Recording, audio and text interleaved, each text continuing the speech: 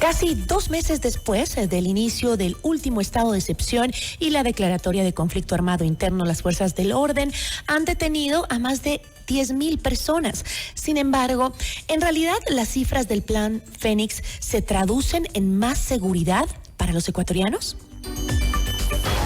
La entrevista a la carta, en diálogo directo con los protagonistas de los hechos. Nos acompaña Jean-Paul Pinto, experto en seguridad y defensa. ¿Qué tal? ¿Cómo está? Muy buenas tardes. Gracias por estar con nosotros. Gisela, buenas tardes. Un gusto estar con ustedes el día de hoy. Un saludo a la audiencia del programa. Muy amable. Los 126,436 operativos realizados por el estado de excepción que debía terminar el 8 de marzo, pero que se extendió 30 días más, han dejado resultados positivos según las autoridades. Un ejemplo es pues la disminución de las muertes violentas, que pasaron de 28 a 6 diarias. Sin embargo, esta reducción de las muertes violentas es sostenible más allá de la presencia de los militares en las calles. Mira que, Gisela, es todavía muy prematuro decir que estamos ganando esta guerra contra los grupos criminales, ¿no? Ha pasado muy poco tiempo. Lo que yo considero que está ocurriendo es que ellos se han replegado, no están estudiando. Ellos, hay que tener clara la película, a ellos no les interesa una guerra contra el Estado. Les interesa que la mercadería siga su curso y llegue a los puertos en países de decir, los continentes que tenemos, ¿no? Entonces yo te diría que por un lado es prematuro. Hemos tenido victorias parciales. Es cierto que la situación ha mejorado, ¿sí? Por lo menos en las cárceles hay un control mucho más efectivo de parte de Fuerzas Armadas, pero hay que esperar mucho más tiempo, por lo menos 6 meses, un año, hasta ver que realmente las cifras hayan mejorado de forma significativa y sostenida, ¿no? Entonces, mira que tú dabas unos indicadores interesantes, pero poco efectivos, ¿no? 10,000 detenidos, más de 100,000 operativos, pero realmente, ¿cuál es la efectividad detrás de esto, no? ¿Cuántas de esas personas han sido judicializadas? ¿Cuántos operativos han servido para incautar droga, armas, etcétera? A mí me parece que usamos indicadores que no son los correctos, los pertinentes, y son indicadores que no están basados en el impacto final, que es lo que deberíamos medir. Tenemos grandes operaciones, pero realmente resultados que hasta el momento no los hemos visto, sinceramente. Así es, porque si bien el número de muertes violentas es uno de los indicadores que se utilizan, según entiendo, internacionalmente para saber el nivel de inseguridad de un país, no sé si podemos decir que Ecuador ha reducido los delitos comunes, por ejemplo, o es que la presencia de las Fuerzas Armadas en territorios conflictivos influye directamente en el número de asesinatos. Claro, o sea, lo que podemos decir es que la presencia de Fuerzas Armadas lo que hace es un efecto disuasivo. Como te decía yo, me parece que ellos están un poco replegados, nos están estudiando, tal vez están esperando que nos quedemos sin recursos, pero realmente lo que les interesa a ellos no es una guerra, no es un conflicto, digamos, directo con Fuerzas Armadas y un enfrentamiento, sino liberar las rutas, las zonas, hacer que la mercadería, como esto es una multinacional, tiene que hacer que la droga llegue a Dubái, llegue a Francia, llegue al Japón, llegue a Estados Unidos. Lo que les interesa realmente es tener ese traslado de la droga, porque esto es un negocio, ¿no? Entonces, es cierto que hemos bajado, hay una reducción de las cifras, pero como te decía, Gisela, es demasiado temprano decir si esto va a ser suceder en el tiempo. Recién a finales de este año podríamos decir con claridad si realmente hemos salido a los países más violentos del mundo en función del indicador que tú señalas, la tasa de homicidios por 100,000 habitantes, es la cifra internacional, ¿no es cierto? Pero yo te diría que estas victorias parciales son importantes, pero no son contundentes y no son definitivas. Hemos ganado una batalla, pero no la guerra, digamos, ¿no? Claro, yo creo que lo peor que nos puede pasar, Gisela, es confiarnos, subestimar al rival, como alguna vez lo hizo el presidente, dijo, pero Fito no es Pablo Escobar, pero Fito es un tipo muy peligroso. Entonces yo te diría que no está bien que subestimemos, que nos confiemos, que pensemos que esto ya se acabó, que en 30 días más esto ya se terminará. Pero yo creo que más que si Fito es o no un Pablo Escobar, creo que el presidente más se refería a que Fito es uno más de los líderes, no es que solo Fito es el líder importante que genera delincuencia en el país, sino que está como más diversificado el narcotráfico en nuestro país. En la época de Pablo Escobar era Pablo Escobar, el gran líder del narcotráfico. Creo que aquí tenemos varios y creo que a eso se refería más el presidente. Es decir, la lucha no es solo contra Fito, encontremos a Fito, sino hay que trabajar con todos los líderes que tenemos en este país que manejan la situación o el comercio de la droga. Pero, por ejemplo, lo que tú decías me interesa mucho porque, por ejemplo, en Quito todavía se escuchan noticias de secuestros, de extorsiones, pese al toque de queda y el conflicto interno armado. Es decir, ¿qué pasa con los delitos comunes que, si bien están algunos ligados también con el narcotráfico y eso, no, hay otros que no tienen la relación tan estrecha, ¿no? Como, por ejemplo, los secuestros. Claro, lo que pasa es que mira que ahí hay que tener otra claridad también importante, y es que Fuerzas Armadas no tienen la preparación para temas de seguridad interna. Esto lo hace la Policía Nacional. Si llegamos al tema del conflicto interno armado, es que no teníamos opción, estábamos contra la pared, y por eso se hizo el decreto 110-111 para justamente poder, ¿no es cierto?, hacer que las Fuerzas Armadas entren en seguridad interna, pero eso implicaría, ¿no es cierto?, que los militares deberían tener unas capacidades antisecuestro, unas capacidades antiextorsión, es decir, delitos frente a los cuales ellos no tienen preparación porque no es su misión principal. En la Constitución, en la ley es súper claro. La tarea de ellos es la soberanía, la integridad territorial, pero no los delitos, digamos, comunes que suceden todos los días en la ciudad de Quito, ¿no? Y eso no ha disminuido, pues, Gisela. Tú sabes bien lo que pasó hace poco con un chico que acaban de encontrar muerto en las orillas, creo que de Guayabamba.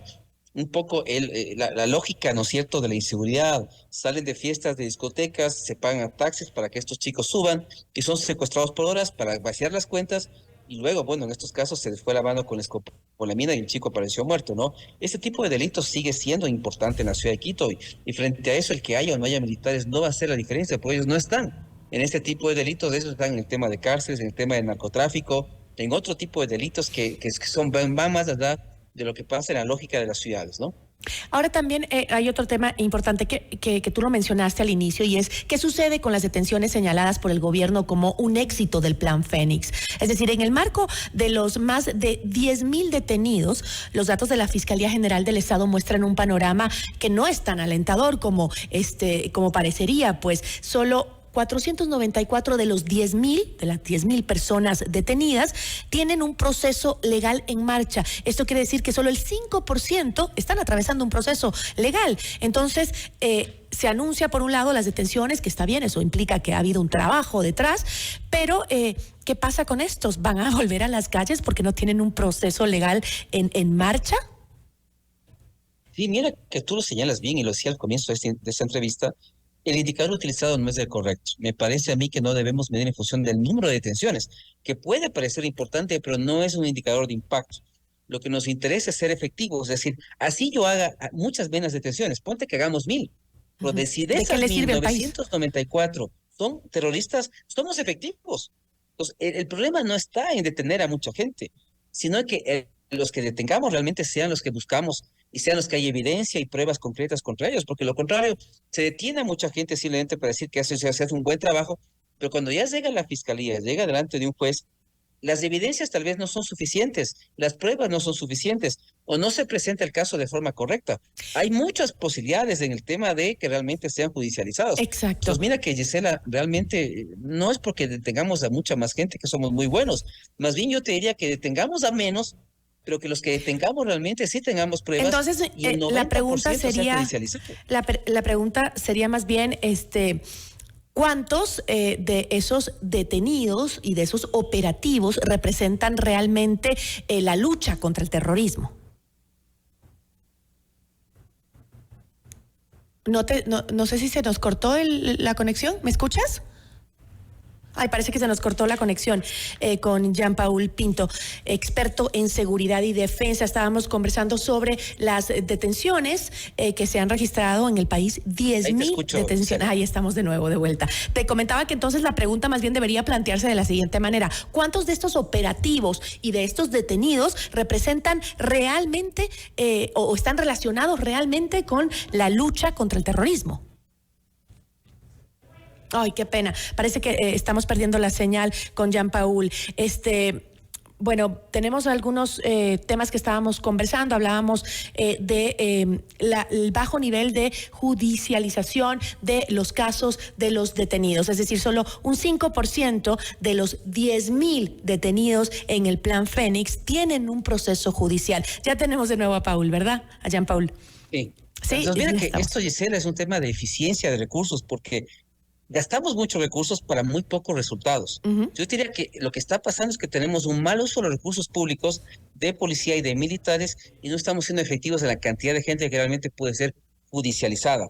Sería mejor que hagan menos operativos, más enfocados, más especializados, con resultados de impacto. Entonces, yo diría, Gisela, que hemos sido ineficientes de este tiempo porque hemos capturado a mucha gente con 5% de resultado efectivo, ¿cierto? Con pocas judicializaciones. Entonces, mira lo que es, ¿no es cierto?, emprender tantos operativos con militares, con policías, que implica gasolina, traslados, viáticos, tantas cosas, para tener pocos resultados. Entonces, significa que debe haber un giro en la política nuestra, darle más énfasis al tema de la efectividad, de la eficacia. Yo diría menos operativos, pero mucho más contundentes, porque si no, lo contrario, lo que queremos demostrar es que estamos haciendo muchas cosas, pero con pocos resultados, ¿no? Es decir, es como si tú estudiaras durante 10 días para un examen y al final sacas 3. O sea, ¿para qué te quedaste estudiando 10 días? Hubieras estudiado 1 para sacar la misma nota. Bueno, y también el tema de las cárceles, el control de las cárceles, que, bueno, se ha sentido que en realidad vemos a las Fuerzas Armadas adentro, vemos el trabajo, vemos que día tras día se hacen operativos internos en las cárceles, porque esto ha sido día tras día que se hacen decomisos al interior de las cárceles y que se ve trabajo, ¿no? Pero por otro lado, llevan a los medios a ver cómo está la situación y el control que tienen, pero hay fugas. Entonces eso también le dice a la ciudadanía, a ver, ¿estamos controlando o no estamos controlando las cárceles? Que no es una panacea, ¿no? Y el problema ahí, ¿cuál es la rentabilidad del narcotráfico? Hasta que no combatamos la rentabilidad del narcotráfico, Gisela, esto va a seguir pasando. Entonces, el gran tema que no hemos querido debatir es la legalización de las drogas, es el tema del lavado de activos, ¿no es cierto? Hay que atacar la parte financiera de los grupos criminales. De lo contrario, ellos van a cooptar militares, policías, fiscales, como en el Metástasis, ¿no? Y además, lo otro que nos preocupa es, ok, los militares van a salir. ¿Quién se va a quedar en lugar de ellos? A mí me parece que el SNAI debería trabajar primero en un plan de reestructura total y ese plan creado e implementado, ahí sí por etapas los militares podrían salir.